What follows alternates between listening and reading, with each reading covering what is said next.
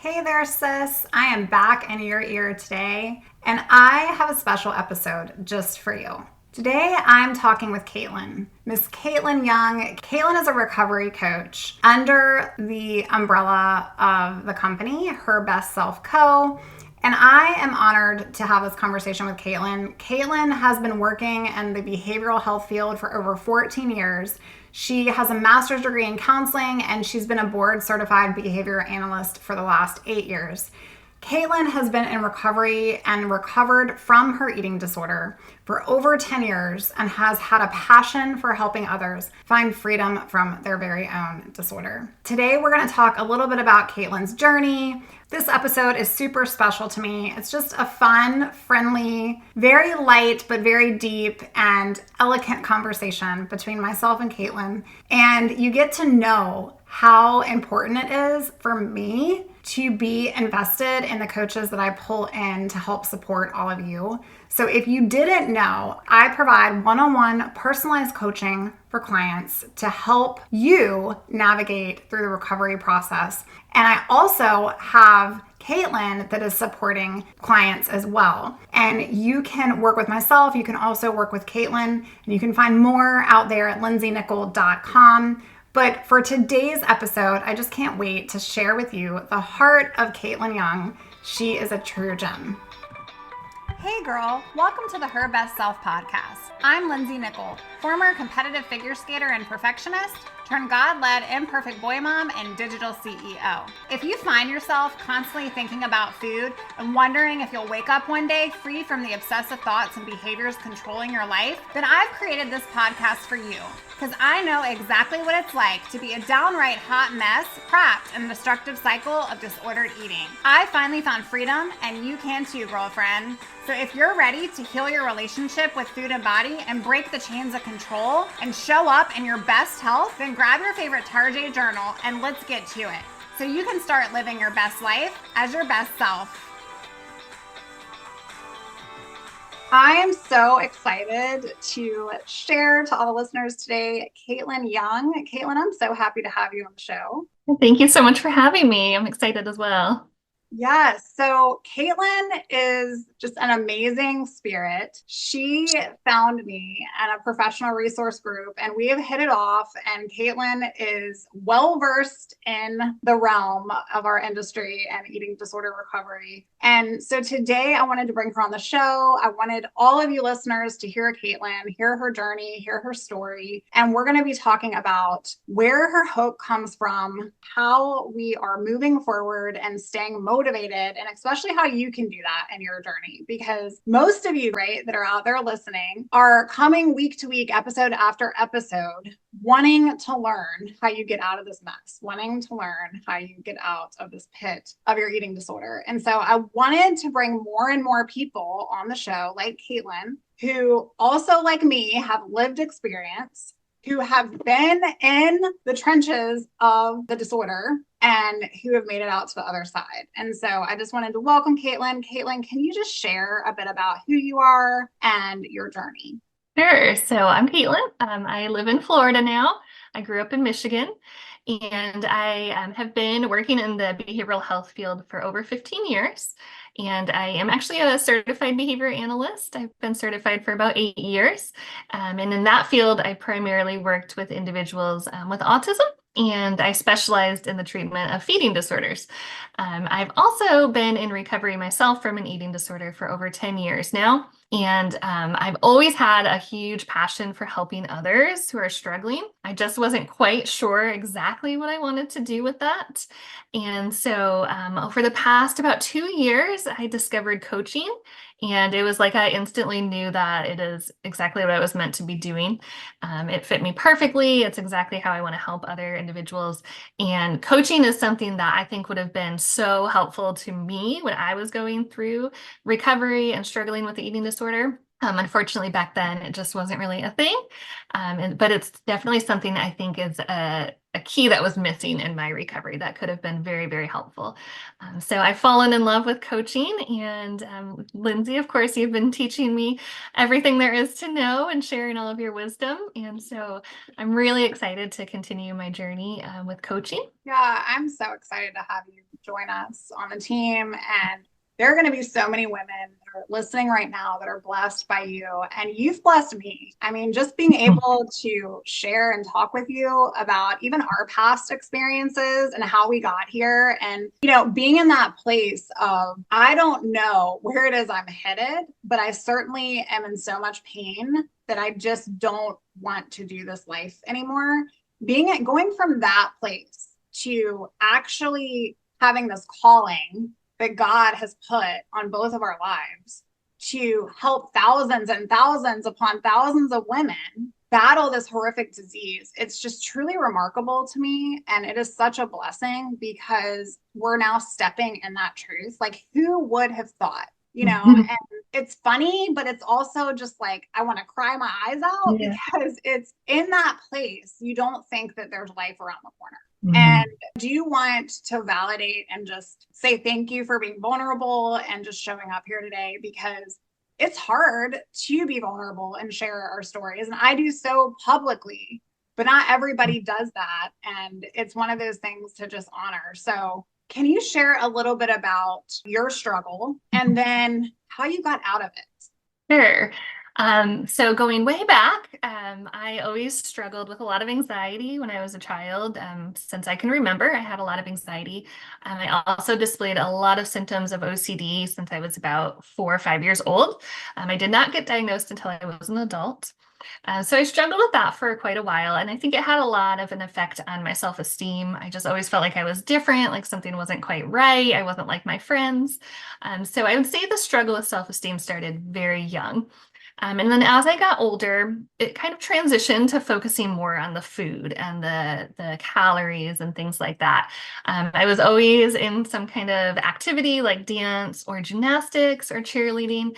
And, those sports focus quite a bit on body size and shape. And so when I was in gymnastics, I remember I was at a very prestigious gym, and I am very, very, very tall. I have been since I was very small, since I was a little girl. And of course, in gymnastics, typically most individuals are rather on the shorter side. And so I remember one day I was on the balance beam, and I was just kind of having fun. I wasn't like a high level or anything like that. I just really enjoyed it. And my coach just randomly said, well, you might as well just quit because you're too big and you'll always be too big anyways. And I was like 10 or 11 at the time. And to me, that was like saying I was too big, like I weighed too much. I assume now what she meant was that I was tall, and it's very difficult to do high level skills when you're tall. But to a 10-year-old, I didn't understand that. I just heard too big.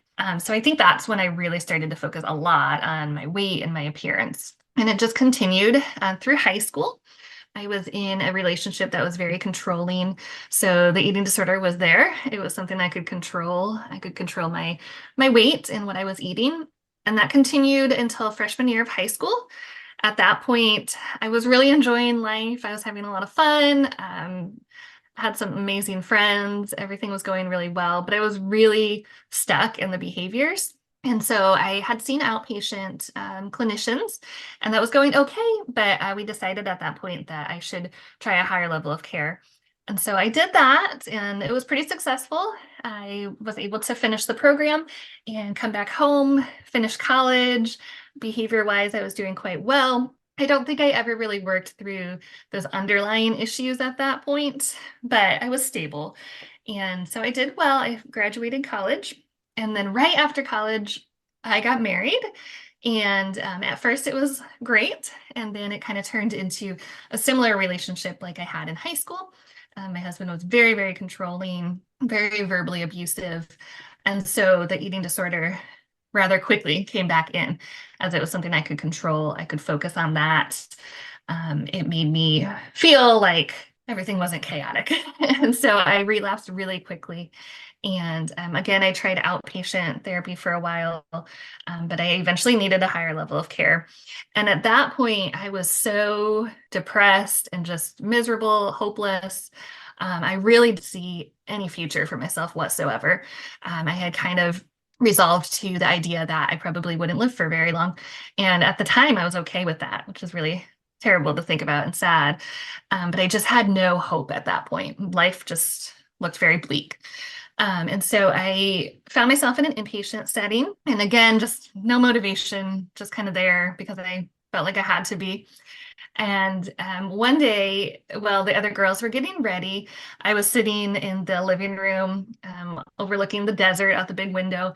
And I was just praying to God that if there was some reason that I'm supposed to be here, if there's some reason that I'm meant to be living still, just show me a sign because I just couldn't see it. There was just nothing, no hope for me at that point.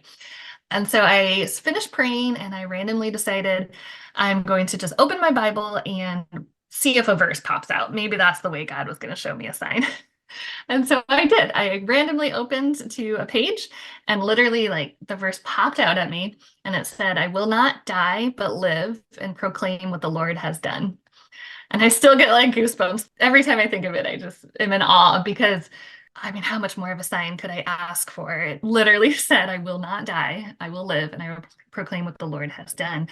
And at the time, of course, I didn't exactly know what that meant, but I knew I am meant to be here. I am meant to be alive for something, and that God's going to use it for good.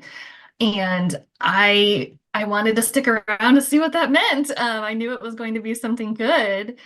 And so at that point, my outlook really changed. I still struggled. I will not lie. It was still a very difficult road. There were very difficult days, but I had the hope that something was going to come of this and that there was some reason I needed to survive. And that was enough for me to really start to put in the effort for recovery and make the changes that I needed to make. And now, over 10 years later, I think I found what that meant and what I was supposed to be doing. And the reason that I went through that journey and that struggle, I believe, is so that I can help other individuals that are suffering and hopefully find the hope and healing that I was able to find. Yeah. I just am like pausing because I'm in awe of how A, similar our stories are, but B, how much growth and just with that simple seed of truth and hope that you needed in the moment, like it changed, it transformed your entire life. And yes, it was hard. Yes. The messy middle is a struggle. It actually gets harder before it gets easier. Those of us that have lived that know that. But when you're in it, you just, to your point, you just feel so depressed and depleted and destroyed. Hearing your story, it literally brings chills to me because it feels so true and authentic. And someone today that's listening needs to hear this because that type of hope is not just for me and you. It is given to everyone that sees themselves in your story. So you definitely have done just that. You definitely have gone to live exactly what he's called you to do. And that brings so much joy to me. I'm so, so very thankful that he sent you to me. I do want to talk about, the tough days, that messy middle, like what during that time did you cling to? Was it that verse? Was there a couple other things? I mean, I know depending upon different treatment facilities, right? Like you're doing things day by day by day, but on the tough days, like what gave you that motivation? Yeah, that's a good question. So definitely the verse, for a very long time, every single morning when I'd wake up, I would repeat it to myself, just so I had that reminder. And when things got really tough, I spent a lot of time praying. The center that I was at had a really beautiful garden out back that we could go to. So I would take time to go out there and just pray or read my Bible. And sometimes that helped, and other times it was still just a really rough day. And so it was super helpful to just talk to the other ladies that were there, to get support. And a huge thing that I did, I think it was like an assignment that I did maybe towards the beginning, was similar, to kind of writing down your best self. And so I had an assignment to write down what I wanted my future to look like. And so I spent a lot of time on that. I really thought a lot about, at that point, what I want my future to look like, ideally. And so I would read that also on those really hard days and just remind myself that these things are possible. I can do this. I can get through this so that I can live life as my best self and be, happy and content. And so that really helped just with the motivation and getting through those really dark days, just looking towards the future.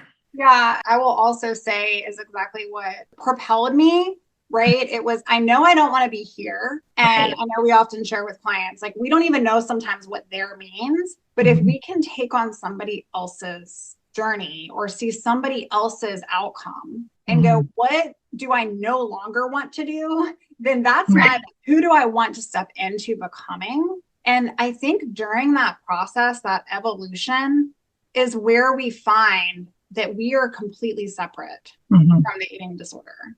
Prior to that, we're so jaded.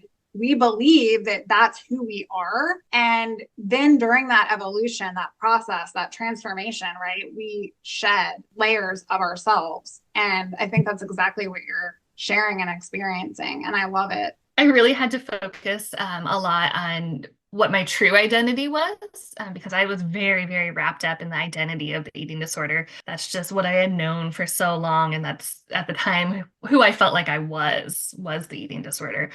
So it took a lot of practice separating myself from that and focusing on my identity in Christ and just my identity outside of the eating disorder. And that took a lot of patience and a lot of practice, and it took some time. But thankfully, I feel like I'm definitely in the place now where I know what my identity is, and it certainly does not include an eating disorder. It's definitely different than it was back then.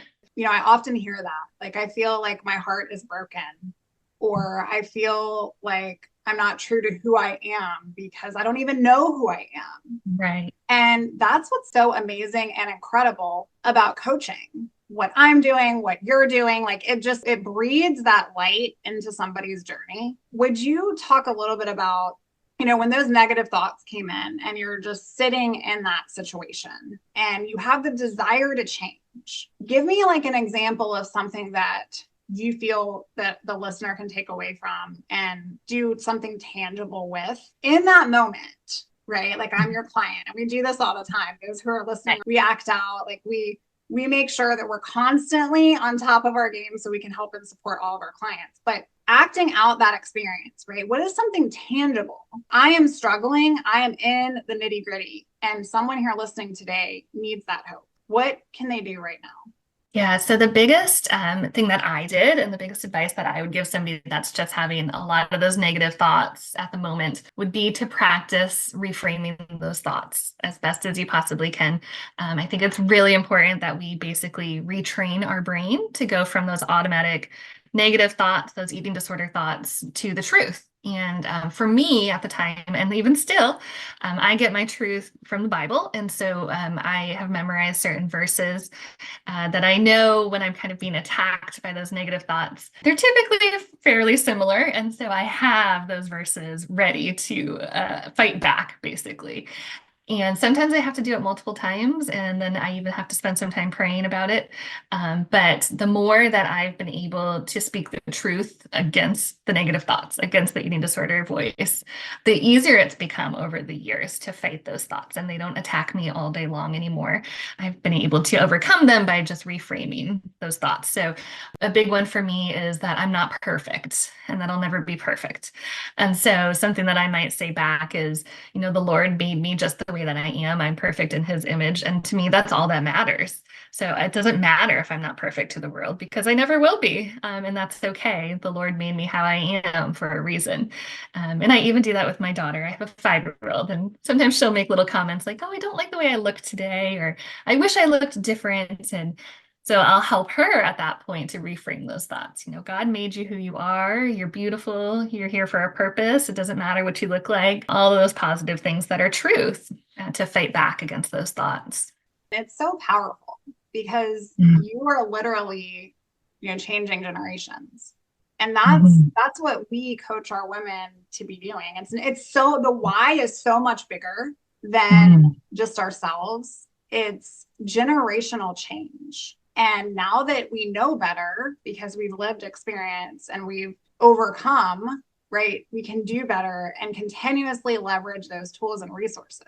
As women in our culture, I mean, we get hit left and right. You go on Instagram, you're going to see where you feel inadequate, everybody else's highlight reel. But being able to have that go-to, that reframe, those healthy coping skills and behaviors to turn to versus our destruction with food control in our life is exactly the healing that I know both you and I pride ourselves on, but that I even see just in you as you're experiencing and sharing the story with us. What does your best self mean to you? How are you really living in that truth today? Yes. So living as my best self means waking up and being open to what the day brings, being open to what the Lord brings my way, knowing that some days are wonderful and things go how they're planned and exactly how I expect them to, and that other days do not go as planned and it can be a little bit chaotic. But living as my best self means that I can handle those situations. I can get through those struggles, those challenges, the chaos, and come out on the other side and still be thankful and content, and not use eating disorder behaviors or other maladaptive behaviors to get through those things. Going with the flow a bit, being open to what's out there, and just living one day at a time, and also looking forward to the future as well. I don't know what's going to happen, but once I started to really be accepting of the Lord's idea for my future, it's been absolutely wonderful, very helpful to me. And also just being able to take care of myself, practicing those self-care skills. I've discovered things that I really enjoy as I've gotten older, some hobbies that I enjoy. And so taking time each day to do those things that I love and that give me comfort and peace has been very, very helpful just in my overall health and self-esteem and spirit. I feel really good when I'm able to do those things that I enjoy. I call it the triad. When your mind, your body, and your soul are in alignment, that's when that freedom can actually take on a life of its own. But if we've got any of those elements that are out of whack or alignment, I feel like that's where we get into the danger zone, because we may have our mind, we feel like we're a little bit further on, and our body, we feel healthier, but our soul and our inner being and our purpose and our why is what keeps us grounded to our truth and who we are, right? And if we don't have that element, then we're missing that. We're always soul searching and finding and trying to search for our worth, or to, in your words, you know, like wanting to be perfect all the time. I mean, that hits for so many listening, I know, but for myself too. I mean, I was like the perfection queen and constantly having to reframe those thoughts, even today, right? You don't have to be perfect. Good is fine. Good is fine. Good is good enough for today. So I absolutely love that. Caitlin, you are a joy. Where can all of the listeners today find you, work with you? Give me the details. Yes, thank you so much. So anybody interested in getting in touch with me can go to Her Best Self Hope. And then my email is on that website, so they can email me directly on there to reach out. And I would love to speak with anybody and meet some new people. Yeah, come on over to the website, find Caitlin out there. It is amazing to have you join us. And thank you so much again for sharing your story, being willing to show up here, and for continuing to bless lady after lady, hour after hour, bite after bite.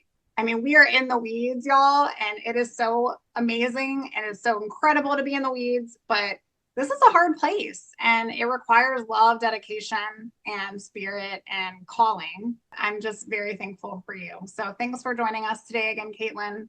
We will see you real soon. Bye for now. Thank you. Oh, friend, thank you so much for letting me share what was on my heart today.